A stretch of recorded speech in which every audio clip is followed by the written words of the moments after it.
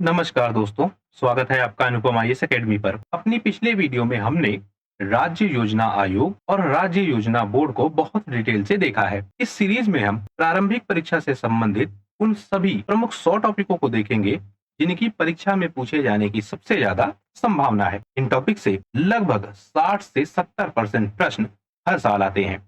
यानी अगर आपने इस वीडियो सीरीज को पूरा देख लिया तो 60 से 70% प्रश्न इसी वीडियो सीरीज से आपको मिलेंगे। इसलिए यह वीडियो सीरीज आपके लिए बहुत इंपॉर्टेंट है। हम इस वीडियो सीरीज में किसी एक विषय को बहुत डिटेल से नहीं पढ़ रहे हैं, बल्कि हमने क्या किया है, हमने देखा है कि पिछले 10 सालों में किस विषय से और किस टॉपिक से कितने प्रश्न आए हैं, उनमें क्या पूछा जा रहा है और किस तरीके से पूछा जा रहा है, यह हमने देख लिया है। इसी के बेसिस पर हमने 100 टॉपिक सिलेक्ट किए हैं। हम इन 100 टॉपिक्स को डिटेल से देखेंगे। हो सकता है किसी एक टॉपिक को समझने के लिए आपको 1 से 2 वीडियो की जरूरत हो सकता है कोई 2-3 टॉपिक एक ही वीडियो में कवर हो जाए, तो इसकी भी संभावना है। तो यह 100 वीडियो से ज्यादा भी हो सकता है और 100 वीडियो से कम भी हो सकता है।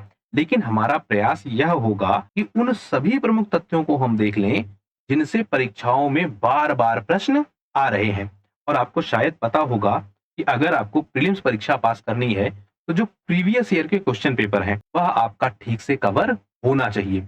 और वीवाईक्यू का मतलब यह केवल नहीं कि प्रारंभिक परीक्षा में पिछले सालों में क्या प्रश्न पूछा गया है उसका उत्तर जान लेना, बल्कि उसका एनालिसिस करना। और एनालिसिस करने का मतलब वह प्रश्न जिस टॉपिक से पूछा गया है उस टॉपिक को डिटेल से पढ़ लेना, यानी उस टॉपिक से संबंधित कोई भी प्रश्न ना छूटे। जैसे जो आपका नीति आयोग है जिसे हम आज की वीडियो में कवर करेंगे, तो नीति आयोग से संबंधित कोई भी तथ्य ऐसा ना छूटे जिसका परीक्षाओं में पूछे जाने की संभावना है। तो इस वीडियो में हम नीति आयोग को डिटेल से कवर करेंगे और यह कोशिश करेंगे कि उन सारे एंगल को हम कवर कर ले जाएं जिनसे प्रारंभिक परीक्षा में प्रश्न बन सकते हैं। अगर इस वीडियो का आपको पीडीएफ चाहिए हो तो डिस्क्रिप्शन में आपको लिंक मिलेगा, वहां से आप व्हाट्सएप चैनल से जुड़ सकते हैं और इस वीडियो का पीडीएफ आपको वहां पर प्रोवाइड किया जाएगा। तो एक एक तथ्य को हम देख लेते हैं। सबसे पहला प्रश्न यह पूछा जा सकता है कि नीति आयोग का फुल फॉर्म क्या है, और यह कई बार पूछा जा चुका है। तो आप ध्यान रखेंगे, national institute for transforming India. आप केवल यह याद रखेंगे, ट्रांसफॉर्मिंग, यानी टी से ट्रांसफॉर्मिंग, क्योंकि आपको ध्यान रखना होगा कि यह राष्ट्रीय स्तर की संस्था है नीति आयोग। तो आपको याद रहेगा national institute for transforming India, और यहीं पे क्या करेगा, आपको शब्द बदल देगा या इससे कोई मिलता जुलता शब्द दे देगा और आप कंफ्यूज हो जाएंगे। तो आपको याद रखना होगा ट्रांसफॉर्मिंग इंडिया। तो national institute for transforming India यह फुल फॉर्म है किसका, नीति आयोग का।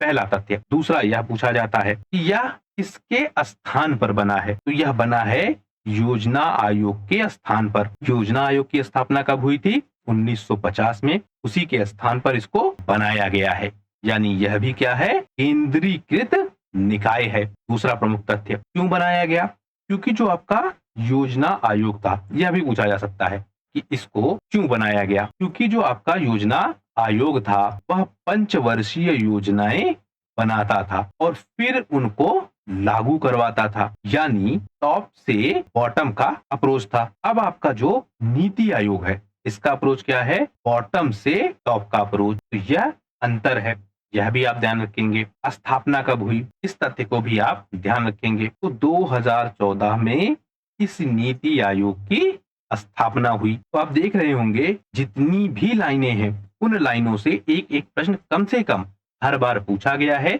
या फिर उसके पूछे जाने की पूरी संभावना है। डेट भी आपसे पूछी जाती है।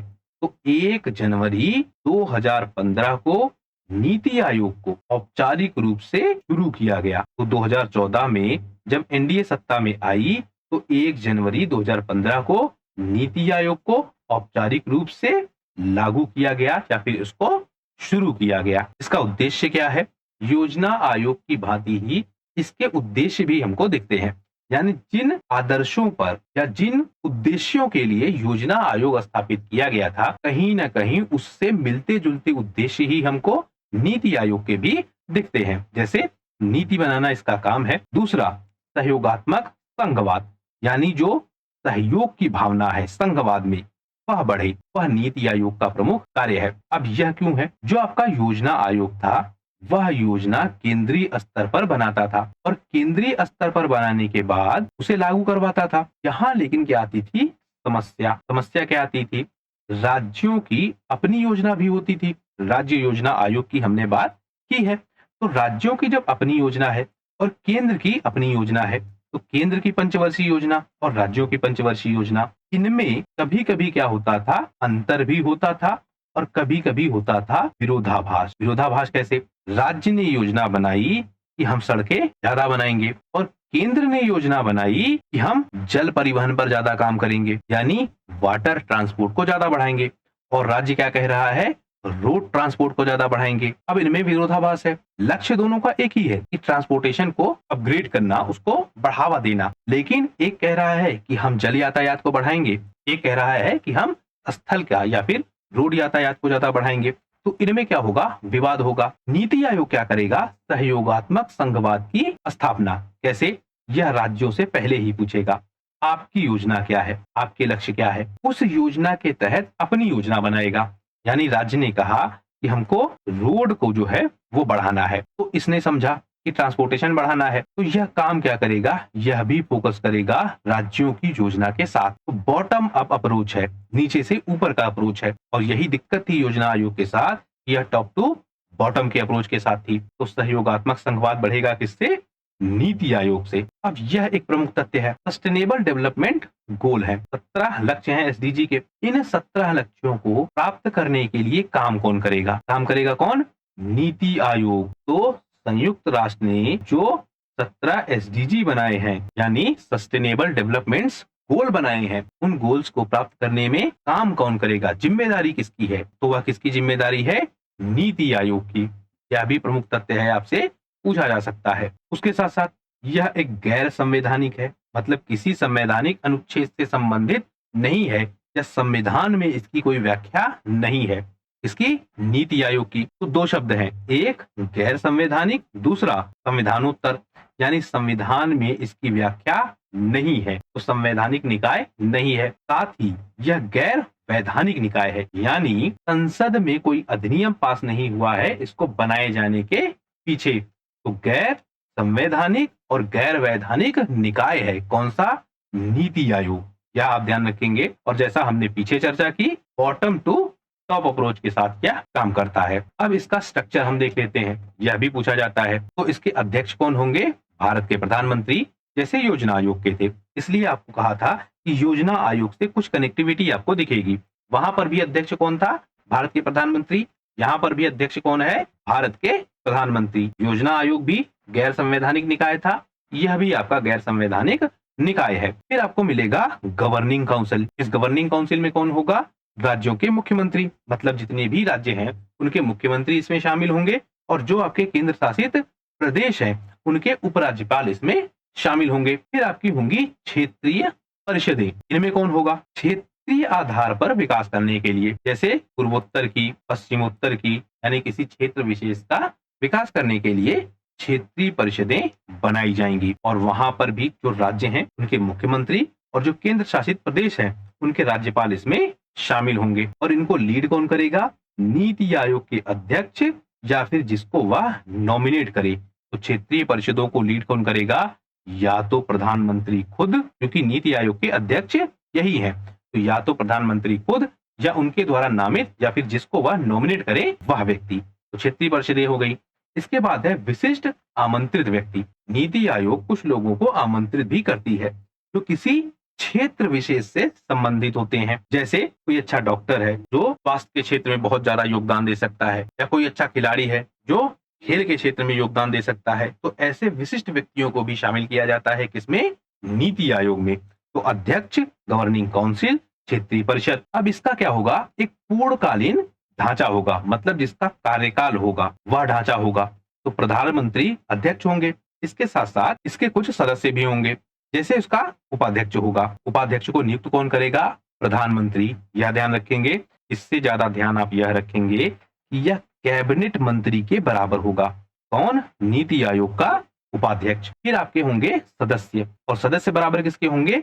राज्य मंत्री के। यानी नीति आयोग का जो उपाध्यक्ष है इसका भी एक फिक्स टाइम पीरियड है, सदस्यों का भी एक फिक्स टाइम पीरियड है, मतलब एक फिक्स टाइम पीरियड के लिए यह नियुक्त होते हैं। उपाध्यक्ष होगा कैबिनेट मंत्री के बराबर और सदस्य होगा राज्य मंत्री के बराबर। फिर कुछ इसके अंशकालीन सदस्य भी होंगे। तो मुख्यतः हमको दिखते हैं कि अधिकतम 2 होते हैं। इसके बाद हम देखें, इसके पदेन सदस्य भी होते हैं जिनको प्रधानमंत्री नॉमिनेट करते हैं और यह केंद्रीय मंत्री परिषद के अधिकतम 4 सदस्यों से मिलकर बनता है। यानी जो इसके पदेन सदस्य होंगे इसके नीति आयोग के, वह केंद्रीय मंत्री परिषद से नियुक्त किए जाएंगे। नॉमिनेट कौन करेगा? प्रधानमंत्री। और अधिकतम कितने होंगे? 4। इसके बाद इसका मुख्य कार्यपालक पदाधिकारी होगा और इसे भी प्रधानमंत्री ही नियुक्त करेंगे और यह भारत के सचिव पद के बराबर होगा। इसका एक अपना सचिवालय होगा और जैसी जरूरत हो उस हिसाब से उसका इस्तेमाल किया जाएगा। इसके बाद हम देखें, इसके कुछ अधीनस्थ कार्यालय हैं। अब यह टॉपिक आपको ठीक से समझना होगा क्योंकि यहां से अभी प्रश्न बहुत ज्यादा नहीं पूछे गए हैं। जो इसके अधीनस्थ कार्यालय हैं जो नीति आयोग के नीचे हैं और मुख्यतः काम को यही कार्यालय देखते हैं। इसमें आपका है राष्ट्रीय श्रम अर्थशास्त्र शोध एवं विकास संस्थान। यह क्या है? एक अधीनस्थ कार्यालय। तो राष्ट्रीय श्रम को देखना, अर्थशास्त्र पर शोध करना और विकास को देखना, यह इस संस्था का काम है। पहले इसको क्या कहते थे? Institute of applied man power research या फिर IAMR। तो IAMR के स्थान पर क्या बना है? राष्ट्रीय श्रम अर्थशास्त्र शोध एवं विकास संस्थान। इसके साथ साथ जो आपका IMR था, यह सोसाइटी रजिस्ट्रेशन एक्ट 1860 के अंतर्गत 1962 में बना था और यह विचारों के क्लियरिंग हाउस के रूप में काम करता था। यानी कोई योजना बननी है तो बहुत सारे लोग उस पर अपने अपने विचार रखेंगे, अंत में उस विचार को पास कौन करेगा? तो यही आपका जो IAMR कार्यालय है या विभाग है, यही अंततः उस विचार को पास करता था। 9 जून 2014 को IAMR का नाम बदला गया और इसका नाम क्या किया गया? National institute of labour economic research and development, यानी राष्ट्रीय श्रम अर्थशास्त्र शोध एवं विकास संस्थान। तो योजना आयोग के अंतर्गत कौन था?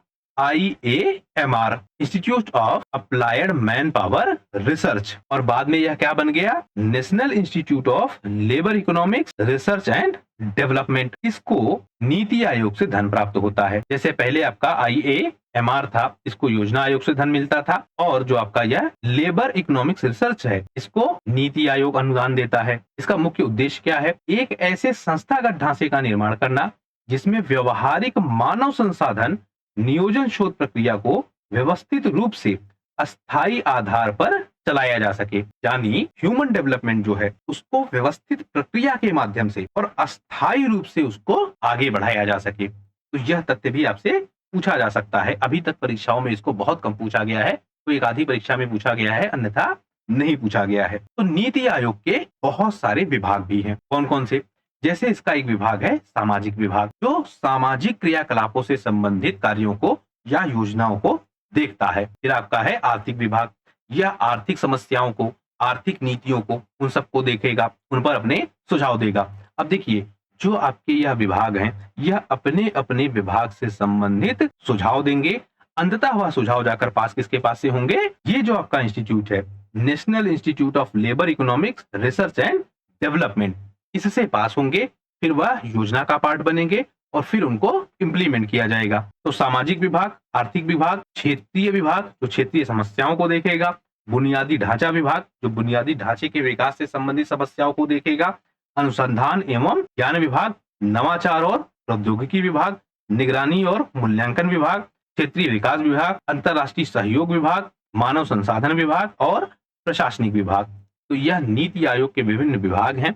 अपने अपने विभागों से संबंधित यह सुझाव देंगे और बाद में उन पर नीतियां बनाई जाएंगी। जो नीति आयोग है, इसकी कार्य प्रणाली का ढांचा क्या है, यानी यह काम कैसे करता है, इसको हम समझते हैं। एक इसकी है गवर्निंग काउंसिल, जिसमें प्रधानमंत्री इसके अध्यक्ष हैं। इसके साथ साथ जो राज्य हैं और जो केंद्र शासित प्रदेश हैं, उनके मुख्यमंत्री शामिल होते हैं। तो एक आपकी हो गई गवर्निंग काउंसिल, प्रधानमंत्री इसको लीड करेंगे और जितने भी मुख्यमंत्री हैं वह उसमें शामिल होंगे। वह सब मिलकर कैसे गवर्नेंस को चलाना है उस पर सुझाव देंगे, कैसे नीतियां बनानी है उस पर सुझाव देंगे, उस पर निर्णय लेंगे। फिर वह विभागों में जाएगा, विभागों में उस पर स्पेशल रिकमेंडेशन ली जाएंगी या फिर विभाग अपना इनपुट देंगे। फिर उस पर विचार विमर्श होगा और अंत में फिर वह पास किया जाएगा। काम क्या करेगा यह? नियमित रूप से बैठकें करेगा, नीतियों पर चर्चा करेगा और निर्णय लेने में मदद करेगा। यानी जो संघवाद की भावना है उस भावना का यह विकास करेगा। फिर इसका एक होगा उपाध्यक्ष। उपाध्यक्ष क्या करेगा? जो भी इसके काम है, किसके? नीति आयोग के काम है। अब देखिए, गवर्निंग काउंसिल ने योजना बना दी या नीतिगत जो निर्णय है उन निर्णयों को ले लिया।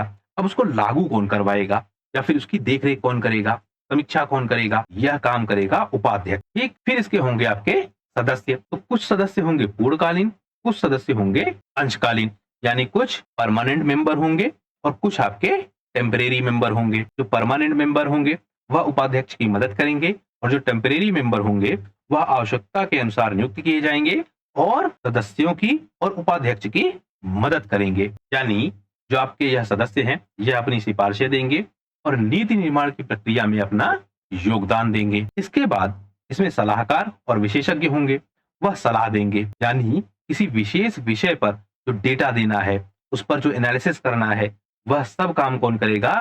सलाहकार और विशेषज्ञ। और उसके बाद वह सलाह देंगे इसको सदस्यों को भी, नीति आयोग के अध्यक्षों को भी और जो आपके गवर्निंग काउंसिल के लोग हैं उनको भी। तो यह भी इसका ढांचा है। फिर इसमें बहुत सारे विभाग होंगे, उनका डिवीजन होगा। जो सामाजिक मुद्दों पर, अर्थशास्त्र के मुद्दों पर, बुनियादी ढांचे के मुद्दे पर, मतलब अलग अलग विषयों पर वह लोग रिसर्च करेंगे, अपना अपना इनपुट देंगे। फिर इनमें होंगी आपकी क्षेत्रीय परिषदें। क्षेत्रीय परिषदों को लीड कौन करेगा? या तो प्रधानमंत्री खुद या फिर प्रधानमंत्री के द्वारा नियुक्त हुआ कोई व्यक्ति।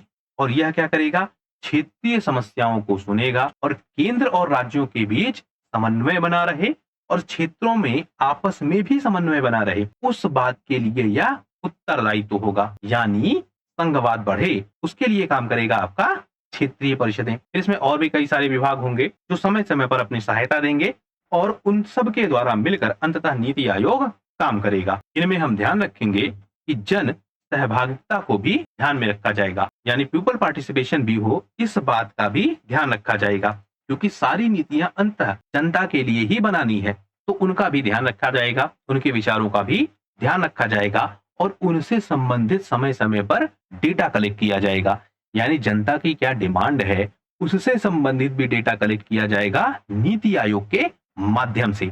इसमें यह सेमिनार करेगा, सार्वजनिक परामर्श मांगेगा, कार्यशालाएं आयोजित करेगा। तो यह बहुत सारे काम करेगा जिससे जो जनता के विचार हैं वह भी पहुंच सके। इसीलिए इसको कहा जा रहा है बॉटम अप अप्रोच के साथ काम करने वाली संस्था। फिर यह निगरानी करेगा और मूल्यांकन भी करेगा। जो योजनाएं बनाई हैं, जिनको लागू किया जा रहा है, वह ठीक से चल रही हैं कि नहीं चल रही हैं, उनका जो फीडबैक है वह फीडबैक कैसा है, उनकी जो ऑडिटिंग है वह किस प्रकार से हो रही है, यह सारा काम भी नीति आयोग देखेगा। इसके बाद जो अंतरराष्ट्रीय संगठन है उनसे सहयोग भी करेगा। यानी जो अंतरराष्ट्रीय स्तर के अच्छे काम है उस काम को कैसे भारत में किया जा सकता है, कैसे भारत से समन्वय स्थापित किया जा सकता है। जैसे जो आपका WTO है, जो आपका WHO है, जो आपका ILO है, यानी जो अंतरराष्ट्रीय संस्थाएं हैं उनके जो अच्छे अच्छे विचार हैं, उनकी जो अच्छी अच्छी टेक्निकल चीजें हैं, उनके जो एडवांसमेंट है, उन सब का कैसे इस्तेमाल किया जा सकता है। WHO की कोई योजना है, जैसे हमने बात की थी SDG सस्टेनेबल डेवलपमेंट गोल के लिए, जिम्मेदार संस्था कौन है भारत में? नीति आयोग। नीति आयोग की जिम्मेदारी है कि SDG के जो लक्ष्य हैं भारत में लागू करवाने के लिए उसको यह पूरा करे। तो यह भी किसका काम हो गया? नीति आयोग का। तो जो अंतरराष्ट्रीय संगठनों के साथ सहयोग है वह भी कौन करेगा? नीति आयोग। अंत में एक सबसे इंपॉर्टेंट फैक्ट आप और देख लीजिए जो हो सकता है प्रारंभिक परीक्षा में आपसे पूछा जाए। नीति आयोग के CEO कौन है, यह आपसे पूछा जा सकता है। तो आप ध्यान रखेंगे PVR सुब्रमण्यम यह नीति आयोग के CEO हैं। यह आपको ध्यान रखना होगा। यह है कौन? 1987 बैच के जो छत्तीसगढ़ कैडर है उसके यह प्रशासनिक अधिकारी हैं। इसके साथ साथ इन्होंने विश्व बैंक में काम किया है, मध्य प्रदेश में, छत्तीसगढ़ में, जम्मू कश्मीर में, इन सारे क्षेत्रों में भी काम किया है। जो वाणिज्य और उद्योग मंत्रालय है उसमें सचिव के रूप में काम किया है, जम्मू कश्मीर के मुख्य सचिव के रूप में काम किया है, छत्तीसगढ़ सरकार के मुख्य सचिव के रूप में काम किया है और प्रधानमंत्री कार्यालय में भी इन्होंने काम किया है। वर्तमान में यह भारत के नीति आयोग के CEO हैं। तो यह सब कुछ नीति आयोग से संबंधित प्रमुख तथ्य थे जिनसे संबंधित प्रश्न आपसे प्रारंभिक परीक्षा में पूछे जा सकते हैं। आशा करता हूँ यह वीडियो आपकी परीक्षा के लिए उपयोगी होगा। वीडियो यदि पसंद आया हो तो प्लीज शेयर कीजिए अपने दोस्तों के साथ, सब्सक्राइब कीजिए इस चैनल को। आपका हमसे जुड़ने के लिए बहुत बहुत धन्यवाद। आपका दिन शुभ हो।